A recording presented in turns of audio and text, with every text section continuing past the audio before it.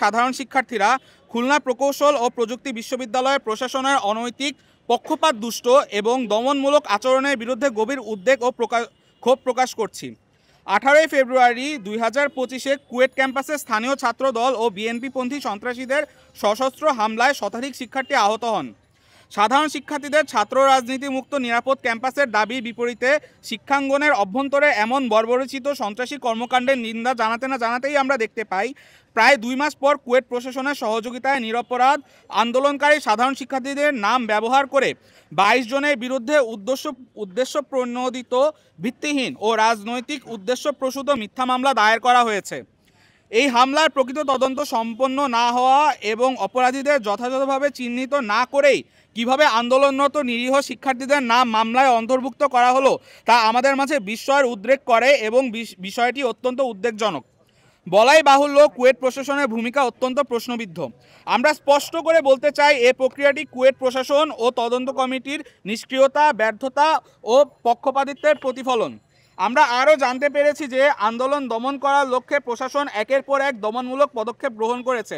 যেমন হল বন্ধ করে দেওয়া হয়েছে, শিক্ষার্থীরা হল ত্যাগে অসম্মতি জানালে পানি, বিদ্যুৎ ও ওয়াইফাই লাইন সংযোগ বিচ্ছিন্ন করে দিয়ে স্বৈরাচারী কায়দায় হল ত্যাগে বাধ্য করা হয়। ঈদের সময় শিক্ষার্থীদের ক্যাম্পাসে প্রবেশ করতে দেওয়া হয়নি, অথচ বহিরাগতদের অনায়াসে প্রবেশের সুযোগ করে দেওয়া হয়। চিহ্নিত সন্ত্রাসীদের বিরুদ্ধে কোনো ব্যবস্থা না নিয়ে উল্টো ন্যায়সঙ্গত দাবি নিয়ে আন্দোলনকারী শিক্ষার্থীদের উপর দোষারোপ করে অপপ্রচার চালানো হয়। হলে প্রবেশ করতে না দিয়ে শিক্ষার্থীদের রাতে খোলা আকাশের নিচে রাস্তায় থাকতে বাধ্য করে নিকৃষ্টতম নজির স্থাপন করেছে কুয়েট প্রশাসন। এটি নিঃসন্দেহে একটি নিন্দনীয় আচরণ। বান্ডেল থাকলে প্রতি সেনমানিতে টাকা বাঁচবে। বিকাশ সেনমানি বান্ডেল কিনে জিতুন প্রতি লেনদেনে। আমরা জানতে পেরেছি গতকাল রাতে সিন্ডিকেট মিটিংয়ে 37 জনকে সাময়িক বহিষ্কারের সিদ্ধান্ত নেওয়া হয়েছে।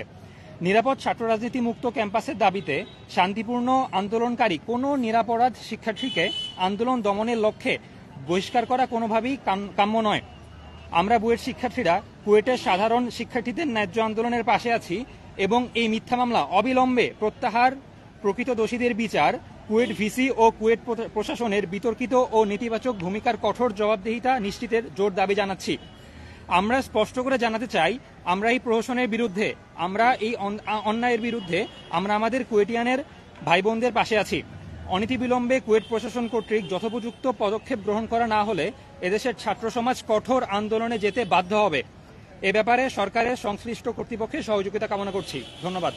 37 জনের নাম এখনো প্রকাশ হয়নি, কিন্তু 22 জনের নামে মামলা হয়েছে তারা কুয়েটের সাধারণ শিক্ষার্থী বলে আমরা জানতে পেরেছি, কিন্তু 37 জনের ব্যাপারে এখন পর্যন্ত কোনো তথ্য পাওয়া যায়নি।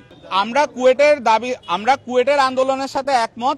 কুয়েট যা দাবি করবে আমরা তার সাথে একমত পোষণ করছি।